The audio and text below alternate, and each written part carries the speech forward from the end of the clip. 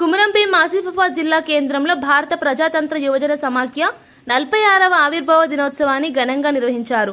జిల్లా అధ్యక్షుడు గెటం టికానంద్ పతాక ఆవిష్కరణ చేసి మాట్లాడుతూ దేశం సాంకేతికంగా అభివృద్ధి చెందుతున్నా ప్రజలను మూఢనమ్మకాల బారిన పడేస్తున్న బీజేపీ పాలనపై తీవ్రంగా విమర్శించారు. 5G, ఆర్టిఫిషియల్ ఇంటెలిజెన్స్ వంటి ఆధునిక యుగంలో కూడా ప్రజలను కుల మతాల మత్తులో ముంచే ప్రయత్నం చేస్తోందని, దళిత, గిరిజన, బహుజన వ్యతిరేక విధానాలను బీజేపీ, ఆర్ఎస్ఎస్ అమలు చేస్తున్నాయని అన్నారు.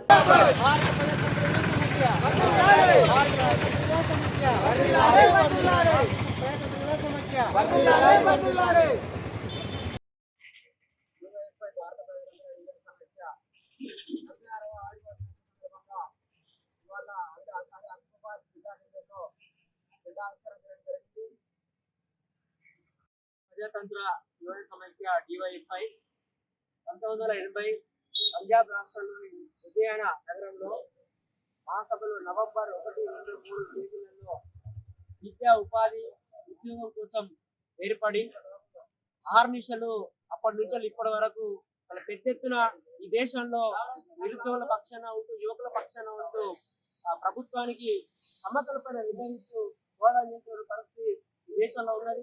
కానీ ఈరోజు దేశంలో అనేక ప్రభుత్వాలు మారుతున్నా నిరుద్యోగుల పరిస్థితి మాత్రం మారలేదు అని చెప్పేసి ఈ సందర్భంగా తెలియజేస్తా ఉన్నాను.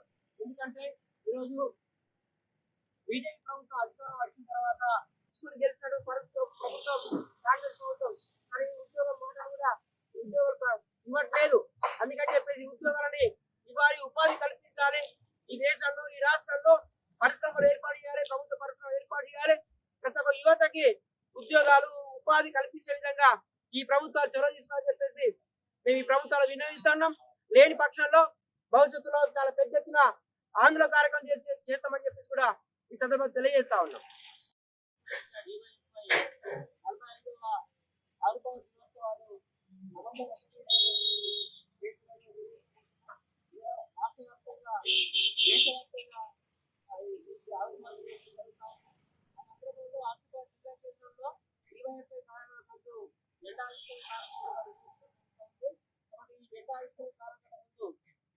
భగత్ సింగ్ ఉపాధ్యక్షులు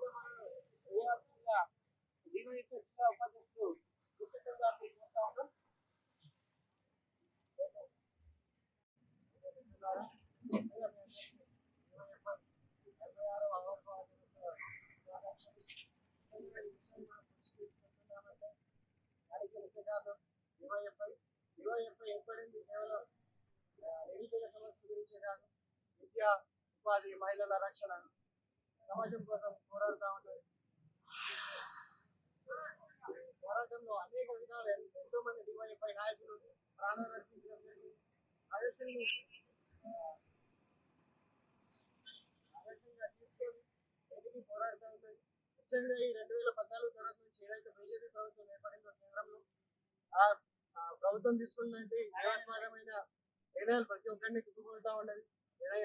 రైతు చెడారు ఈరోజు భారతదేశంలో విద్యాభివృద్ధి, ఉద్యోగం, ఉపాధులు కావాలి, మహిళలకు రక్షణ కావాలి, అడవిలో ప్రకృతి సంరక్షణ కావాలి. ఇట్లాంటి విషయంలో మనకు కావాల్సిన అభివృద్ధి, సాంకేతికత, 5G, 6G అభివృద్ధి చెందుతున్న క్రమంలో కూడా బీజేపీ నేటికి మనుస్మృతి అమలు చేయాలని చెప్పేసి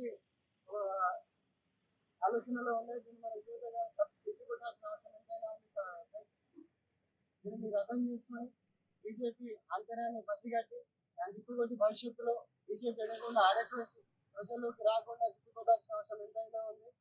ఆ విధంగా మీరు ముందుకెళ్తారని చెప్పేసి ఆశిస్తున్నాను.